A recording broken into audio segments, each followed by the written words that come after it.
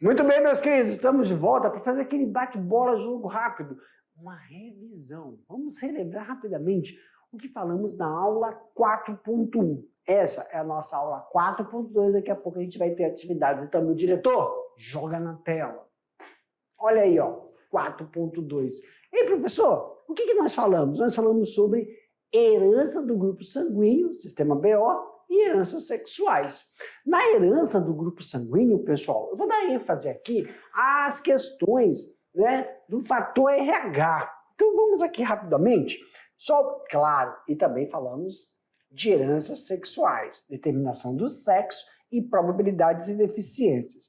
Em relação ao tipo sanguíneo, vamos ficar com esta tabela aqui, ó, esse resumo, onde nós vimos que quem é do grupo A tem aglutinogênio. O que são esses aglutinogênios? Proteína na membrana da célula A. Quem é do grupo B tem aglutinogênios, outro tipo de proteína que está na membrana da célula B.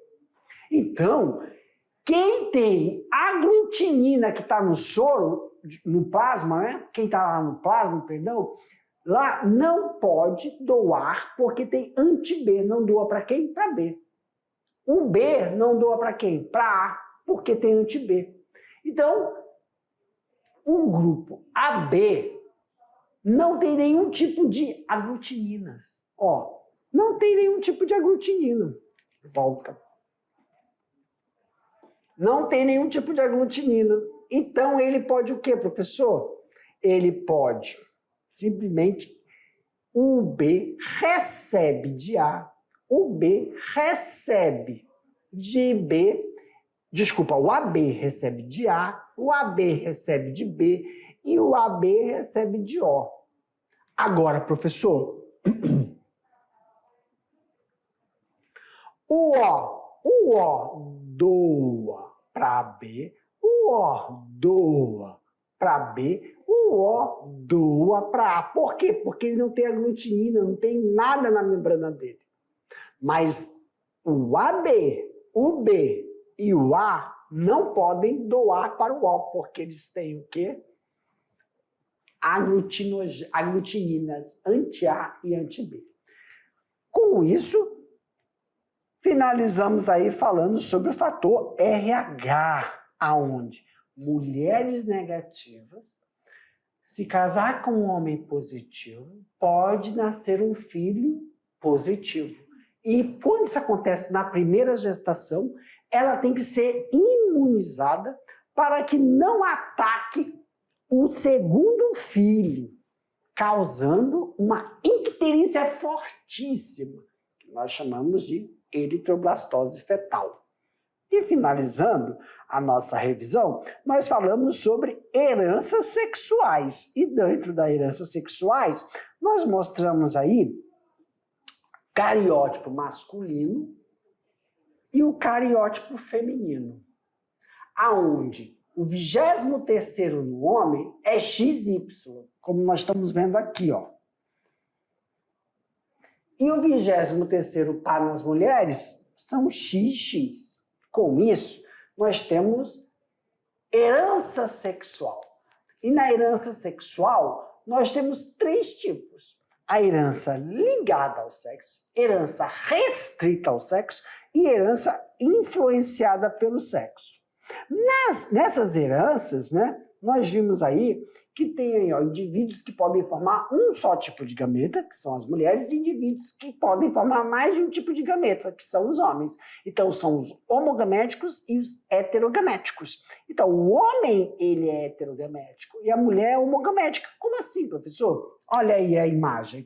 Homem consegue formar mais de um tipo de gameta. Gameta que tem X e gameta que tem Y. A mulher, todo óvulo que ela solta tem o mesmo tipo de gameta sexual. Então ela é homogamética. Tudo bem? Com isso nós temos os tipos de herança. A herança HLS, que é a herança ligada ao sexo, HIS, influenciada, e herança restrita ao sexo, que só acometem os homens. Então, por exemplo, um tipo de herança sexual, daltonismo, um tipo de herança sexual, hemofilia, outro tipo de herança sexual, calvície, que está ligado ao sexo feminino. Pessoal, com isso, a gente finaliza a nossa revisão e eu deixo vocês aí fazendo as atividades. Daqui a pouco eu te volto e a gente faz as correções. Tchau, tchau.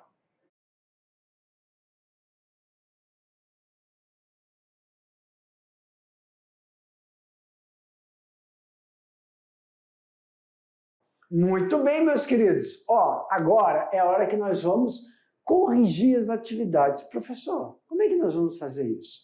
Nós vamos colocar a pergunta na tela, o tio vai ler a pergunta. Depois que eu terminar de ler a pergunta, eu vou colocar a resposta. Se a resposta for dissertativa, não se preocupe, não precisa estar com as mesmas palavras, tá bom? O que a gente tem percebido, professor? Que quando os estudantes descrevem, lá está escrevendo a sua resposta, eles não colocam o conceito, mas eles descrevem o conceito. Mas está correto do mesmo jeito? Tá. O que a gente pede é que você... eu coloquei isso aí que o professor está falando, só que eu não coloquei o conceito, a palavra, por exemplo. Homogamético, heterogamético, herança relacionada ao sexo, herança influenciada pelo sexo. Vamos ver uns conceitos aí que nós vimos na aula passada. Aglutininas, aglutinogênios. Essas palavras têm um arcabouço. Essas palavras lá atrás, o que a gente chama de conceito, que muitas vezes o estudante ele descreve, mas não colocou o termo. Então a gente pede para colocar entre parênteses esse termo, para criar essa familiaridade com o termo, tá bom? E se for questão fechada, se eu colocar aqui a alternativa A, B, C, D e E, e eu falar que a A está correta, pô, professor, eu assinalei a B, por que está errado? A gente volta uma lâmina lá e vai esclarecer, tá bom? O diretor, bota aí na tela. Olha só, galera, questão 1. Com relação aos testes de determinação de grupos sanguíneos, ilustrado, está aí a figura, podemos inferir que o tipo sanguíneo referente ou referente a ou às lâminas é de quem, pessoal? Alternativa A, B, C, D ou E. Meus queridos, se a gente for ler aqui, ó, lâmina 1, vamos aqui, vamos analisar. A lâmina, lâmina 1, eu tenho comigo, se eu coloquei anticorpo anti-A aqui, anticorpo anti-B, que tipo de sangue é esse? Esse é o sangue, se eu coloquei anticorpo no B, ele achou o quê? O aglutinogênio anti-B. Então, o que tem na hemácia dele? B. Então, essa pessoa aqui, B, essa aqui é AB, essa pessoa aqui é A, essa pessoa aqui é O. Tudo bem? É isso aí, ó. Eu tenho A, AB, A e O. Perfeito. Então, a única alternativa que corresponde é a alternativa D. O L3 é do aglutinogênio anti-B. Tudo bem? Na tela, meu diretor! Aê! Questão de número 2. Após uma primeira gravidez bem-sucedida, uma mãe abortou 3 vezes. Seu caso foi diagnosticado em consulta médica como eritroblastose fetal. Meu Deus! Em relação à patologia observada nessa família, assinale a alternativa correta. A mãe é positiva para o RH? Os abortos certamente eram de filhos RH negativos? Este casal jamais poderia ter um filho, outro filho? A criança é RH negativo ou o pai é RH positivo? Galerinha, aqui ó. Homem, mulher. Se a mulher teve uma gravidez, a primeira sucedida, e depois ela teve 3 abortos, e foi diagnosticado eritroblastose fetal, obrigatoriamente essa mulher é RH negativa. E para ela ser RH negativa, na primeira gestação dela, o filho não deu nenhum problema, nasceu RH positivo. E o que significa? Ela foi imunizada. Imunizada não, ela foi sensibilizada. E aí, na segunda gravidez, como ela foi sensibilizada, ela atacou o feto, causando a morte. E aí ela engravidou de novo, atacou. Professor, então para isso acontecer, obrigatoriamente, o pai é o quê? Positivo. Mas professor, oi, eu não entendi nada. Então o tio vai voltar lá na lâmina. Vamos voltar na lâmina? Vamos! Aqui, meus queridos, ó, a gente vai apagar aqui.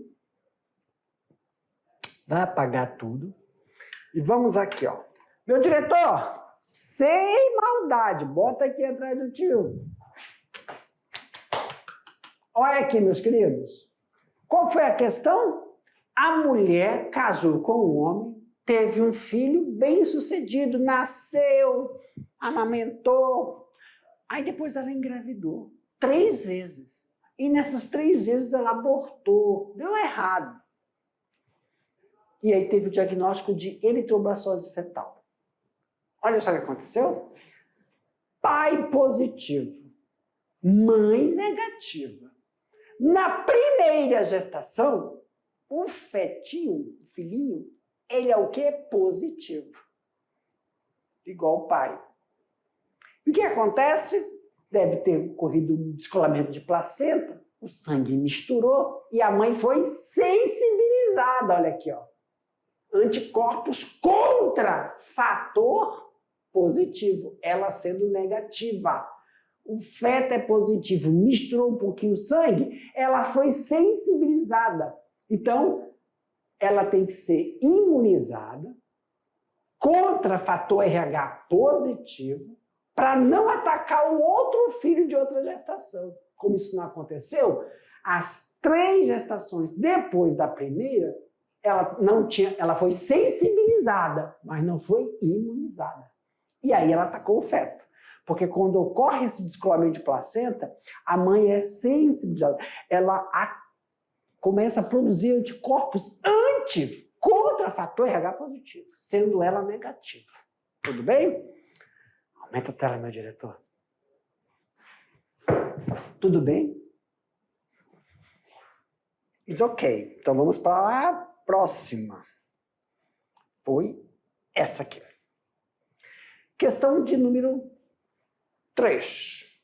Observe o heredograma. É heredograma. Às vezes eu falo heredro.